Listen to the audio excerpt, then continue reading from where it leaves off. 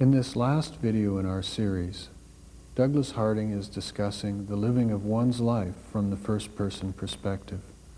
There are many people offering many answers that help us understand ourselves.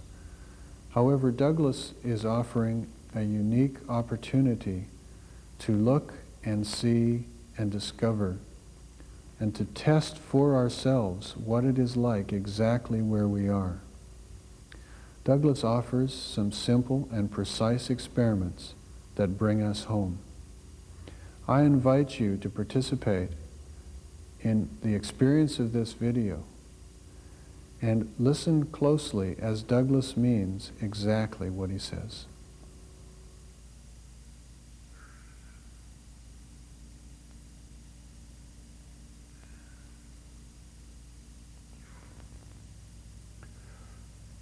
I should like to say something about the difficulties, immense difficulties, in seeing what we see. Seems to me that we, as members of the Human Club, we do not see what we see. We see what the club wishes us to see, allows us to see, what the rules of the club permit. And this has its uses. Just two quick examples of this. When I see a man over there 300 yards away, I don't see a teeny-weeny little man. I see a full-size man distant. Well, in fact, I don't. The club says it's a full-size man, but he's distant. Well, I can't see a distance. And what I actually see is a tiny-weeny man, but I interpret him as full-size. Another one is, in the car,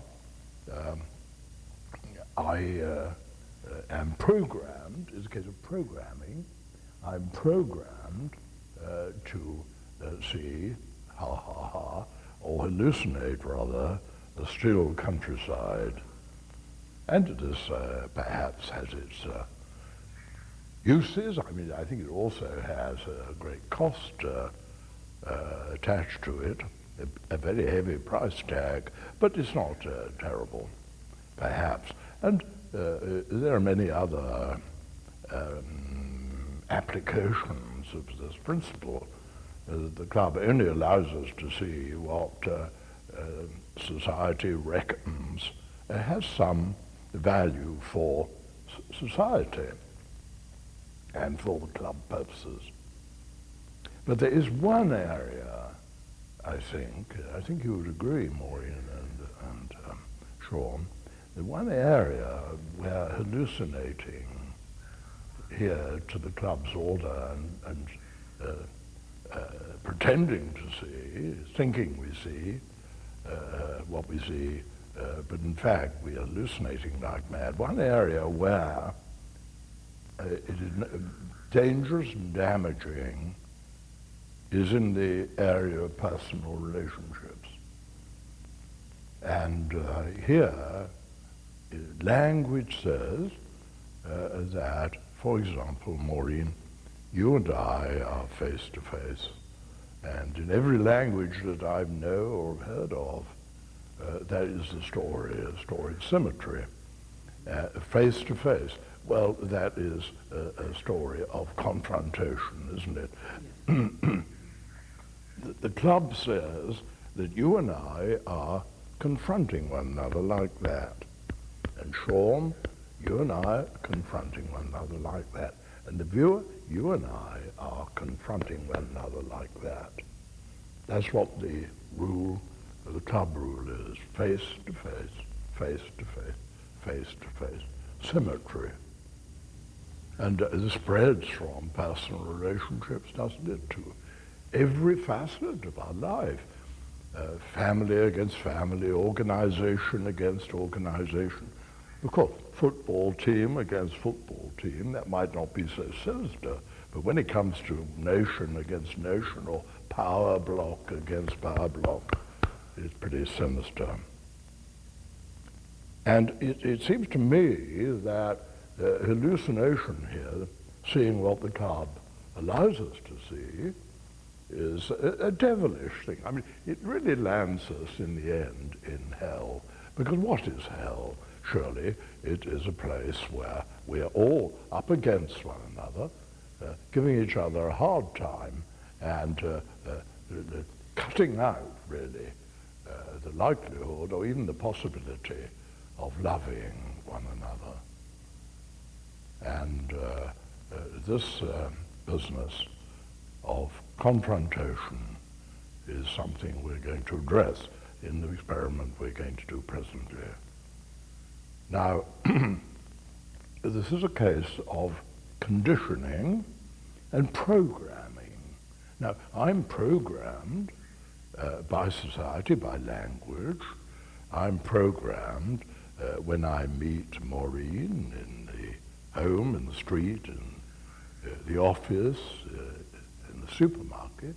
I'm programmed to be face to face with Maureen like that, and equally with Sean. Because society has been quite specific about that.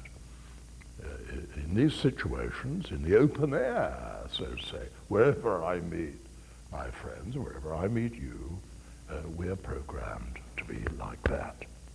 Well, you see, we do have a way out of this because there are certain situations we can create where we haven't been programmed to see what we're told to see, and where we are therefore at liberty to see what we see. There are certain situations like that, and this experiment we're going to do, you and I together, we're going to do that experiment. It will reveal, I think, the truth about confrontation, or rather the fact that it is, in fact, not true as regards oneself and another person. It will reveal that fact. Why? And why does it reveal that fact? Because the situation hasn't been taken care of by the club. This kind of caught the club on the hop, you see. I mean, what we've done to get behind the rules of the club, set up a situation which it hasn't taken care of and hasn't programmed us to meet. And this is immensely important because I think it just really, in the end, makes the difference between heaven and hell. I mean, hell is where people are like this, isn't it? I mean, hell is really like that. Hell is other people, said, was it Sartre? Hell is other people in this relationship. That's hell. We're up against one another and shutting one another out. And is this true? I mean, or is it hallucination? Are we hallucinating this, or is it a fact? And this experiment, which we're going to do, you and I presently, this experiment we're going to do will go into this and see whether we can't see through this club situation that is set up of confrontation, see through to this thing when we're busted, you and I, busted wide open for one another, you and I, you and I. So that's what we would like to do. And presently, why Sean and Maureen are going to demonstrate with the tube there how it's done, how they do it, in order that you and I shall get the clue as to how to do it on the screen. Have you any thoughts about this? Well, it just seemed to me, Douglas, that this question, as you say, of confrontation really is at the root of perhaps so many what we would call our difficulties in personal relationships, in families, in our countries, with war. This seems to be, to me, an absolutely critical question. Fundamental and essential, really, for our survival and our well-being on this earth. And so while we may be addressing it at indeed a very personal and intimate level, I think the implications of this question are immense, and this is surely a fundamental and really important investigation. And the thing that just occurred to me when you were speaking is, it's not because we're wicked that we do this so much, it's because we are not being truthful. It's not because we're not good, but it's because we're not truthful. And it's the truth which sets us free here, because the correction of this is not to reform ourselves and let's be good people who don't confront one another, but let's be truthful people who can see that they don't. Well, it's the one area, see, when we're young, Douglas, we're children, we count on our world, our parents and our teachers, etc. We count on them to tell us the truth. Yeah. And in this particular instance, perhaps they're not. And we just believe it, and then we forget to investigate that. Yes. And, I think it's time to re-examine some very basic Yes. things here. And this isn't so much that they have come and parents come along and teachers come along and said, now you're face to face, Douglas and Short. It's implicit. It's so taken for granted, they don't bother. Yeah, I mean, the really sinister conditioning is not something you spell out, it's something implicit in the whole of our... unexamined, really. Unexamined. And this is a very extraordinary situation, isn't it? Very extraordinary. And all we've got to do is look. And then immediately the lie is exposed, isn't it? The lie, and what is the lie? The lie is that I have ever in my path confronted anybody. And I say for myself, I've never been face to face with anybody. It's always been face to space, face, space, face, space. In other words, Maureen, the wonderful truth, God's truth is that we are built for loving. And society, language, the club is set up to deny that obvious truth. And yet it's the very thing that we want and strive for. When you were talking about the looking, that we've been told what to see, my sense is that we look, but we look perhaps in the wrong direction. Yes, indeed. We look that away. All we have to do is look this away. And immediately the truth is revealed, isn't it? Yes. Well, one or two suggestions about when we get in the tube. You two get in the tube, and you and I get in the tube together. Some perhaps rules here, even. You know, I think the prime rule is that we really are going by present evidence, what is given now, and not imported into the situation by memory, imagination, wish fulfillment, and so on. And another thing is that we're not going in that tube together to love one another, or have nice feelings, or to see an aura of the other person, I don't know, insight into their personality. We're not going in the tube for any of that thing, any of that stuff, simply to tell the truth about one or two basic things that I shall mention. For the prime one is, how many faces are there in the tube? Now, it is a case of counting, 1, 2. It's not a case of feelings, it's not a case of thinking, opinion. How many, I mean, it's perfectly simple. How many are there in the tube? And of course, what's at the far end of the tube is interesting and important, but that far end, the view at the far end, very familiar. But it's the view, primarily in this experiment, one is concerned with what is given at the near end, because that is unfamiliar. That is the unvisited country. That is the strange land. I would say almost magic land.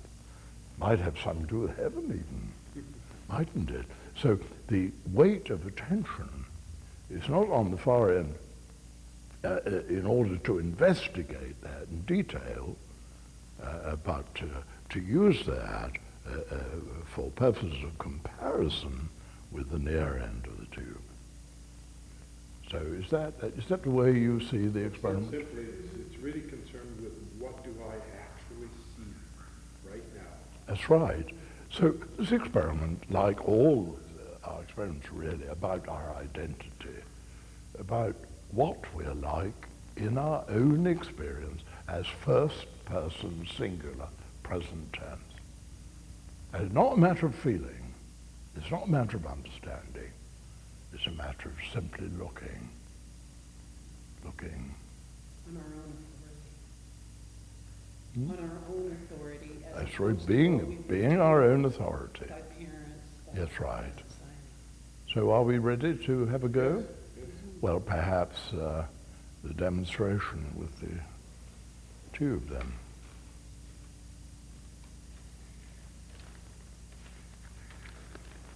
Incidentally, you see, you have a kind of perhaps an atmospheric problem here.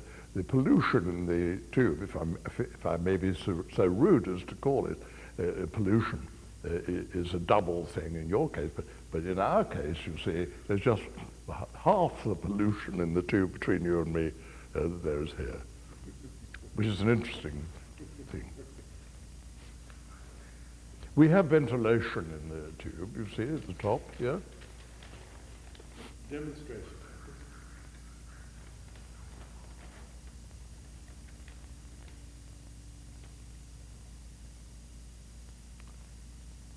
Oh, there it is. Very simple, isn't it? Very simple. Yes, Douglas. As you said, nobody told us what to see in the paper bag. They didn't think of it, did they? That's a supermarket paper bag. We were told what to see in the supermarket, but they never told us what to see when we met somebody, not in the supermarket, but in one of the bags of the supermarket. Therefore, we see. Our viewers get to look at you at the other end of the bag. Good. So, are we ready to begin? Yes, yes.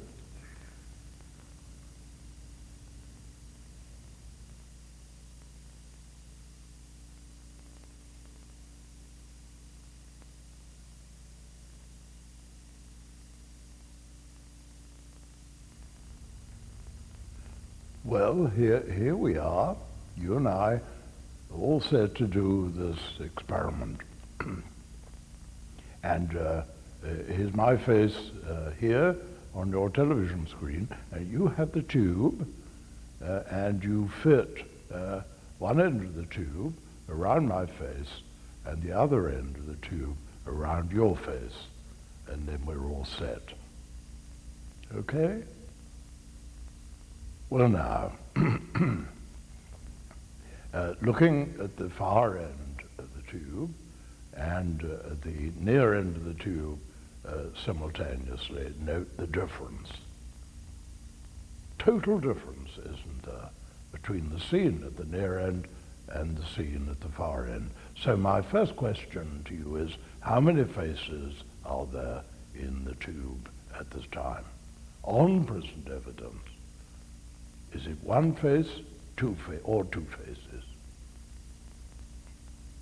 Is it face to face, or is it face here and space at your end of the tube? And do you think you have ever in your life been face to face with anyone? Hasn't it always been like this? And isn't it an amazing, extraordinary thing that we should be so conned and taken in by language, which says always we are face to face with people. An extraordinary thing that we should be so conned and deceived by language and the rules of the club. Well, now, let's study in a little more detail, please, the difference between the far end and the near end of the tube at this time. And the obvious crude differences, aren't there? Obvious differences. And at the far end, why, there's a pair of eyes and a nose and a mouth and all that stuff. And your end, I think, is absolutely, absolutely clear of it. All that stuff is gone, absent from your end. On present evidence, of course you can imagine the stuff there. I'm talking about what you can actually see.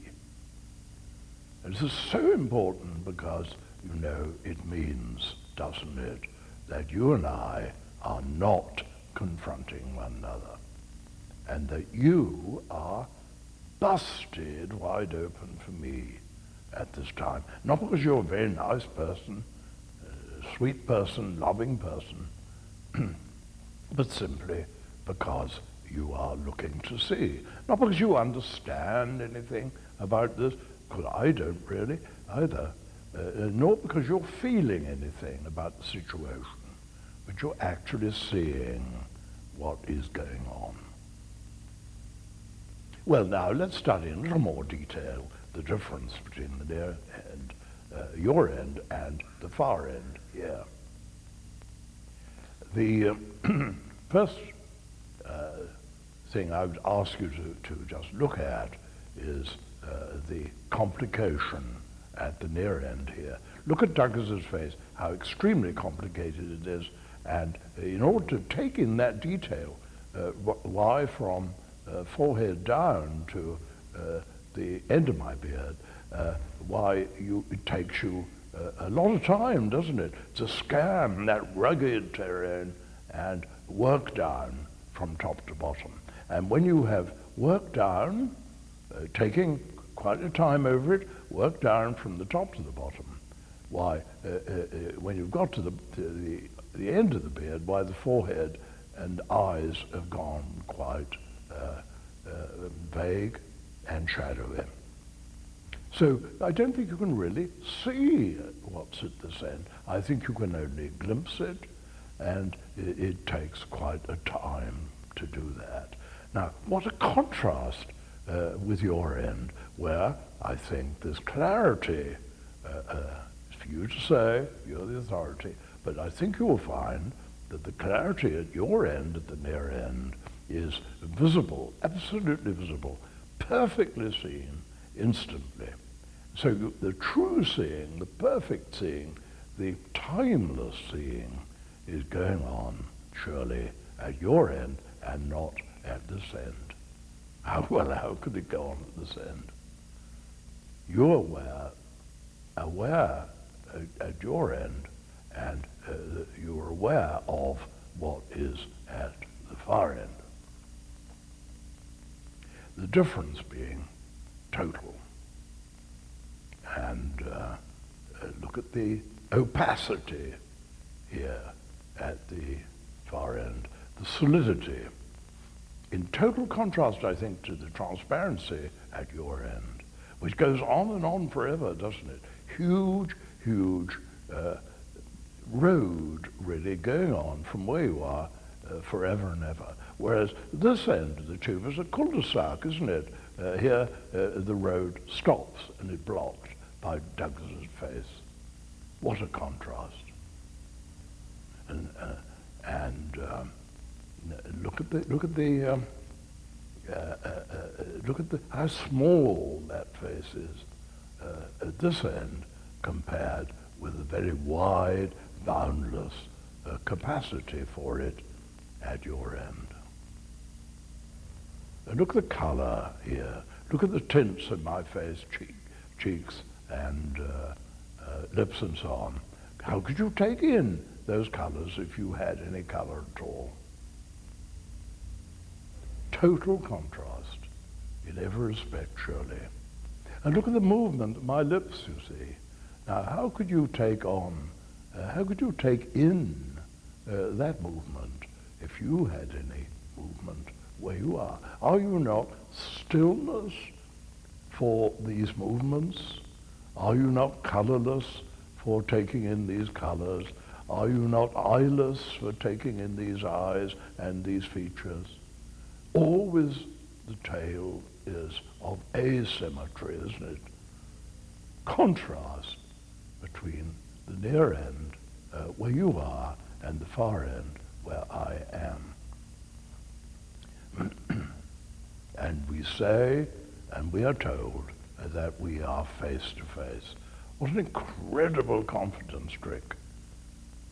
And how damaging, surely. You and I are not confronting one another now, are we? You are busted wide open for Douglas at this time. And the contrast between you and me has to be total in order that you shall receive my face into your space. And if you had a face there for keeping me out with, I mean, well, you wouldn't be able to see me, would you? I should be invisible. You've got to be open. It's obvious you've got to be open for me. How could we resist this truth? Isn't it extraordinary that we pretend to be confronting one another out in the world there? Well, now, I think this situation, this tube, is really like a centrifuge or butter churn, which churns out material at this end, my end, and awareness at your end. It separates them. So that your end is entirely free. I think you will see that your end is entirely free from matter on present evidence, and this end, Douglas's end, is entirely free from consciousness or awakeness and that stuff at this end. In other words, this end is a thing for observing, and at your end, you are no thing for looking at what is presented here. I am on show for you there as a thing, on show to you who are no thing but awareness. You are busted wide open for me.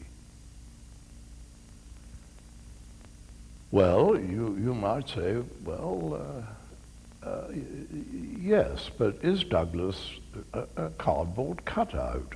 Surely you're being nasty to poor old Douglas when you see him as not equipped with a mind, consciousness, and all that stuff. Well, where would you find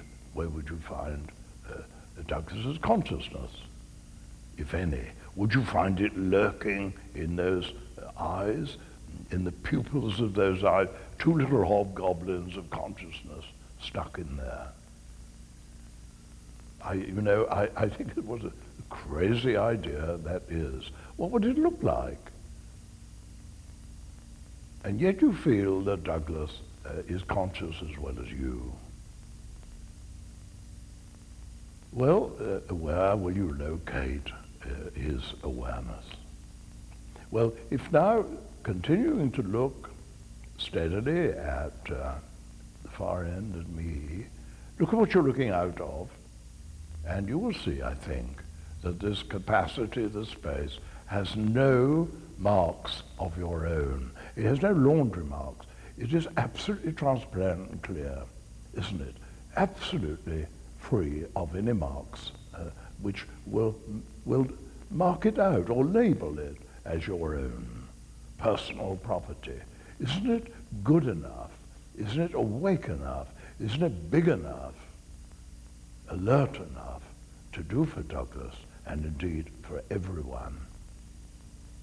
So the awesome truth surely is that the consciousness at your end is not a personal property at all. And it's not a consciousness, it is the consciousness. And there is a Hindu scripture, an Upanishad, which says, surprisingly perhaps, only God sees, only God is awake, only God is aware. And there's a Sufi saying to the same effect, only God is awake and conscious, and only God sees. In that case, what's going on at your end, and who is doing the seeing? If it has no marks of your own or Douglas's, or any particular marks of any particular individual, no labels there. Now, it seems to me an awesome, marvelous, marvelous thing that what's looking out of your end is the seer, the one seer in all beings. And it's not you looking out of a pair of eyes at me, is it? It is you busted wide open for me now. Not because you're a nice person, because you're truthful, and you are busted wide open to receive Douglas and to be the seer of Douglas and of everything else in the whole wide world. At your end is the one seer of all things which are seen. Well, you say that's a pretty marvelous and daring thing to say. But surely the evidence is there. The seeing at your end is not your property. It is surely vast enough, awake enough, and real enough, and impersonal enough to do for all creatures. Who you really, really, really are is looking at one of the things in the world, and that is Douglas's faith.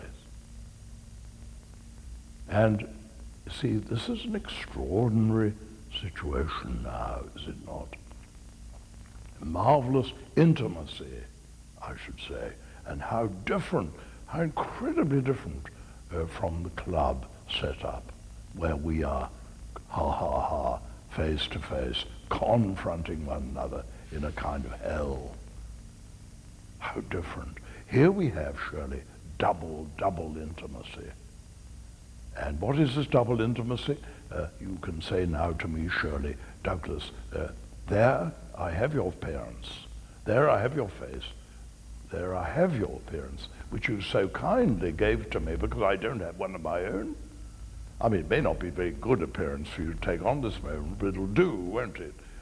You can say to me, if you please, I think you can say to me, there I have your appearance, here I am your reality. Now that is a true intimacy, and I think it is divine intimacy. And it's all to do with, I think, the one seer whose other name, one of whose other names is love. And that one is open, exposed, naked and open to all the things in her or his world. And that is who you really, really, really are at this time. The one who is busted open to embrace the whole world. And please accept my congratulations. That is the end of the experiment, and I would just wish you the best of luck in living it, because if you now just drop the tube, let it down, and just continue to look at Douglas's face for a moment, you will see from now on you don't need any tube to see this vision of who you really, really, really are. Thank you very much.